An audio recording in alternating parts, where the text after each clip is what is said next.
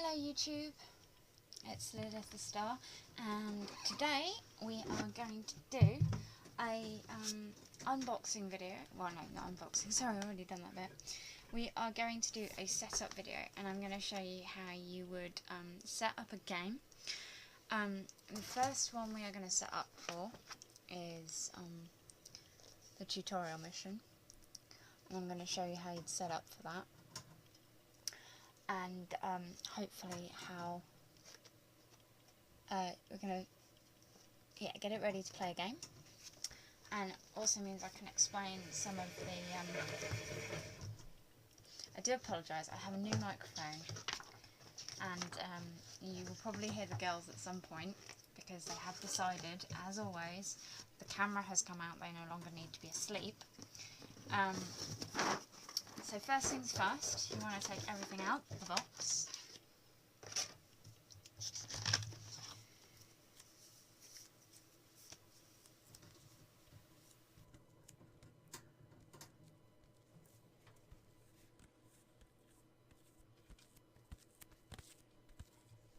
I was going to try and do a kind of ASMR video with this, but I've already started off a bit too loud.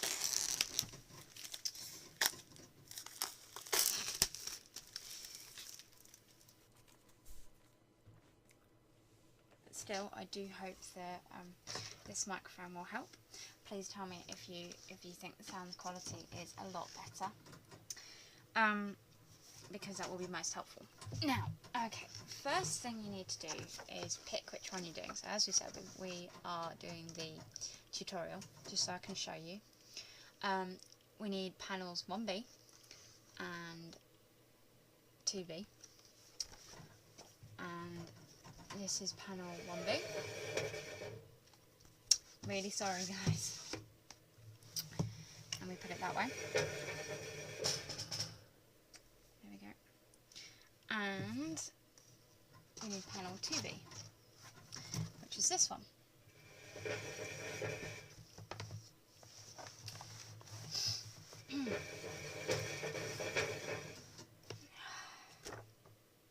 Might have to turn it off, turn this off and try again in a second. See if I can get the girls to calm down a bit, because they really need it. The next thing you need to set up is these red parts here, which is where the zombies spawn. Now there's only one needed in this map here, so I'm only going to pop out one from here. Place it just there. I also need,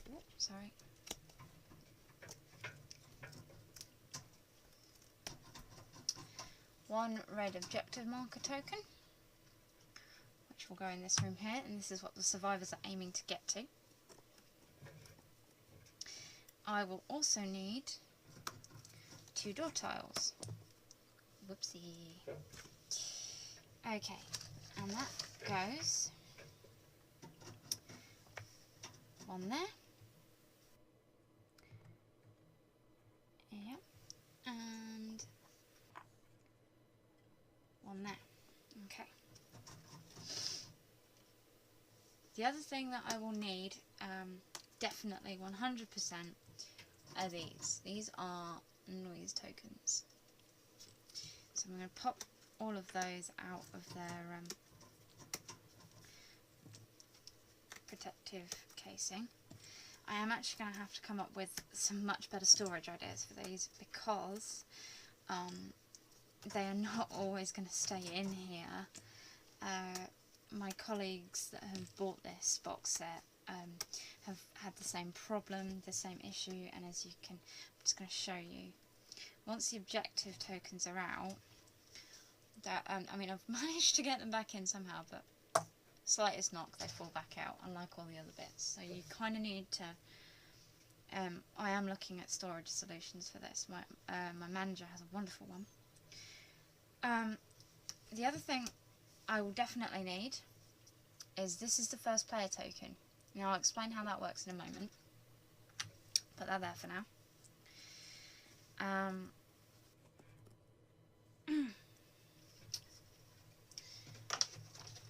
Right, the other thing is, now you need to pay attention to this bit. So we've got all the basic bits that we need. Now this means that for each mission there are different things that are needed, different things you need to do. Now for this one you need 2 walkers, one in the starting area and one towards the end. Now this is just even to start off with. This will get a lot worse.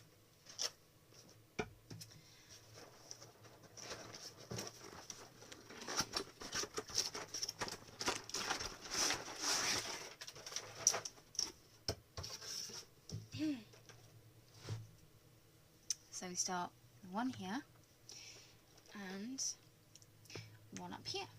Okay. You have a slightly wonky base.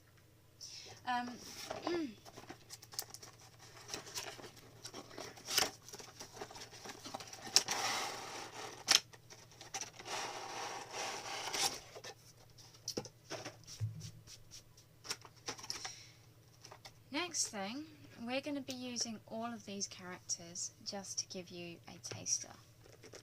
Now, as I said, this is... Sorry. This is a game that can indeed be played on its own, which is what I'm... Okay. One moment, please. I will be back momentarily when I've got rid of that bloody wheel.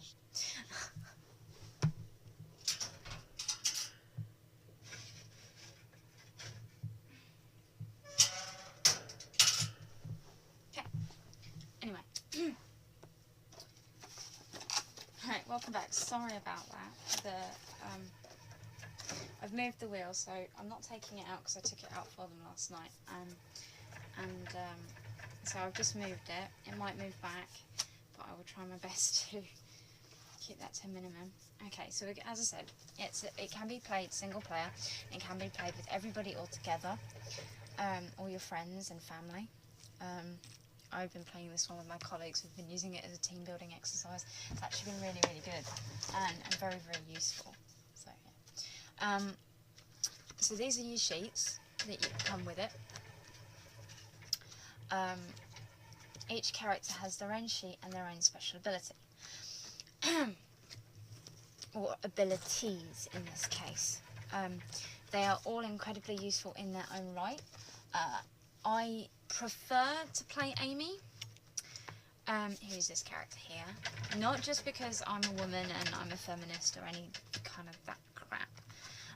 It's genuinely because I find her more... her skills kind of fit my playstyle a bit better. I'm very much about looking after other people, and this is the same in real life, and it's got me into lots of trouble in the past, and will probably get me into lots of trouble in the future when the zombie apocalypse actually happens. Yes, I am one of those people who believes that. Okay. But anyway, you have your nice little dice. Next thing you want to do for the characters is, these are your kill counters. They go at the start on 0. Okay. Now, the way I'm going to use them in this game, now I am going to try and run this as a bit as a campaign, so as a fun storyline kind of thing for you guys to watch, and you can see how much crap my team get into. Now, if anyone dies, there is going to be, one person is always going to come back if they die at the end of a mission, I've decided, because otherwise I'm going to have to spend a lot of money on survivors. And if 2 characters die, you guys are going to vote, and you're going to tell me which one of them survives or which one of them dies. Okay? And if they die from a zombie, and I get the 2nd season, I am actually missing a skills token. Colin, you weren't the only one shortchanged.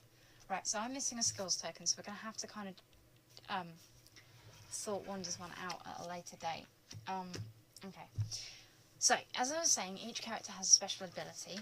Amy, to start off with, each character has 3 actions that they can do per turn. Yeah, yeah, sorry for my headphones. I'm monitoring the way the microphone sounds today because it's my first time and it's recommended, so that's what I'm doing.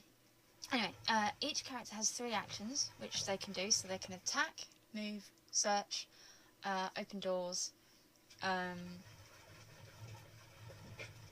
pick up an objective. Okay?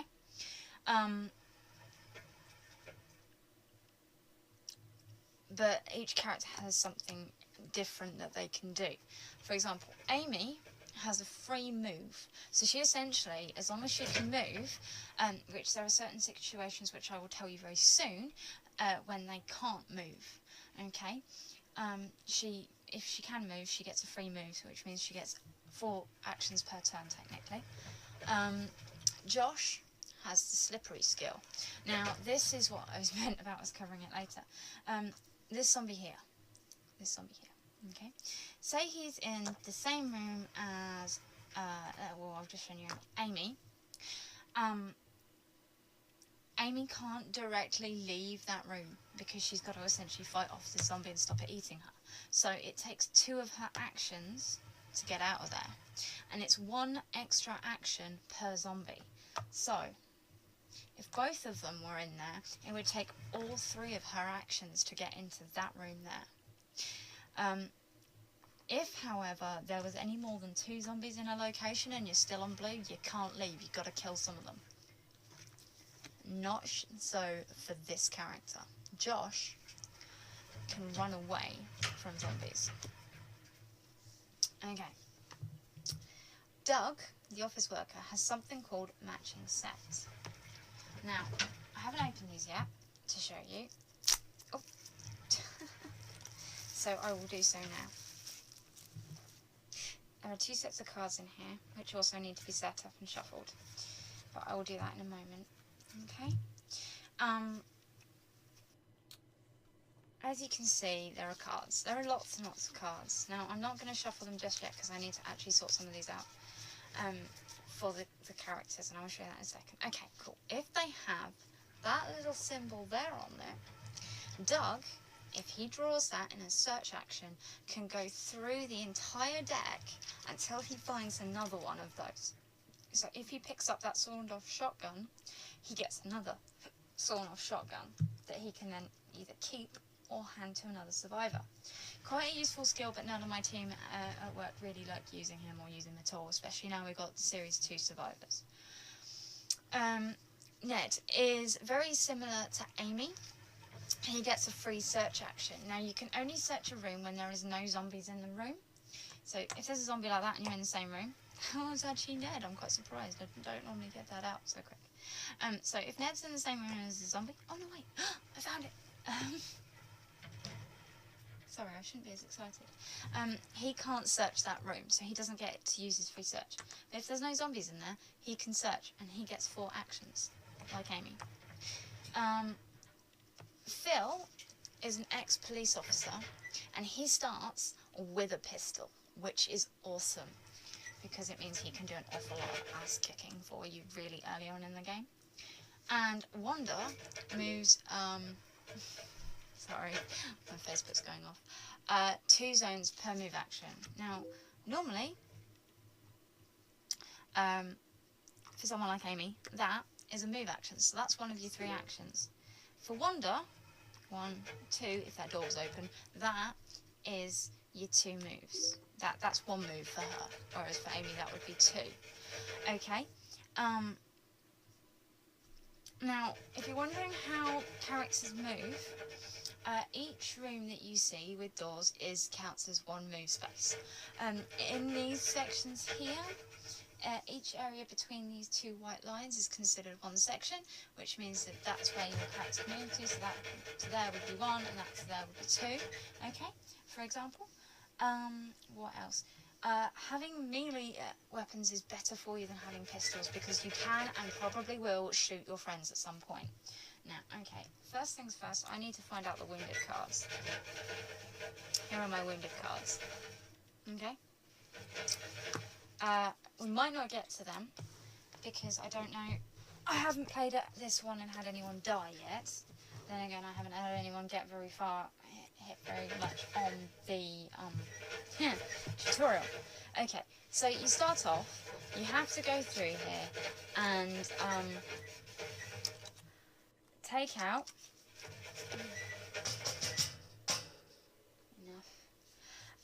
you have to take out one crowbar, one fire axe,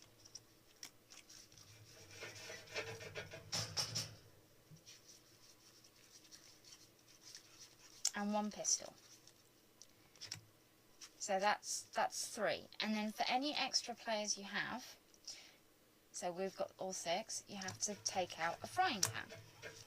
Yes, it's tangled all over again. Now Phil also gets his starting pistol anyway, so Phil gets that to start off with. And now that we've got those out, we're going to shuffle these.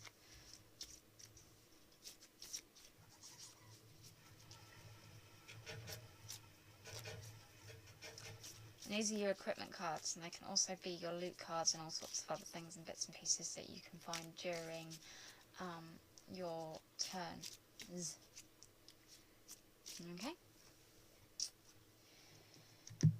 And then the next thing we do, whoopsie, we mix these up.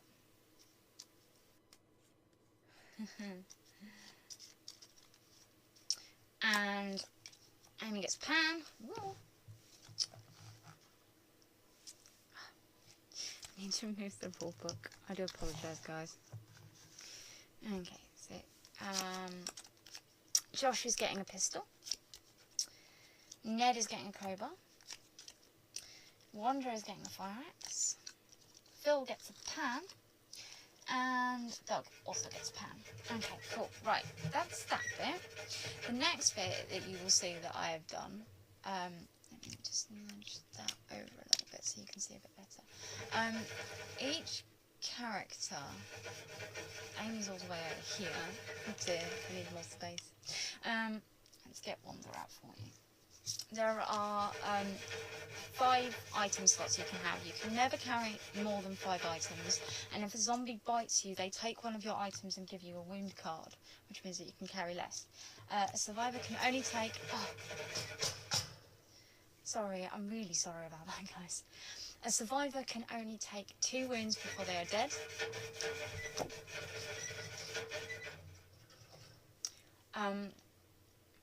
And you start off with your 2 hands. So obviously the 2 hands that you have, left and right hand, you can only use those 2 items, and it takes a turn, one of your 3 actions to swap between items. So kind of like you putting away your sword and taking out your gun or something like that, kind of thing. The last thing we need to do is shuffle the zombie deck. This is what decides what zombies you are going to have to face. And it's lots of fun. So you shuffle them together. Just make sure they're liberally spruced up. And then with that done, you are ready to start the game.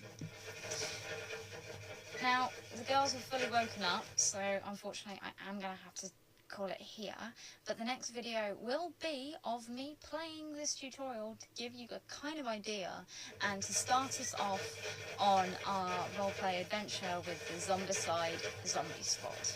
Okay, so this is Lilith the Star signing out. If you are interested in this and would like to keep up with my tutorial, my games, my drawings, my paintings, my soon-to-be Let's Plays when I get my PC up and sorted and shut the girls up somehow.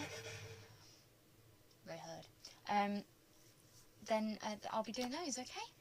Thanks everybody, bye-bye.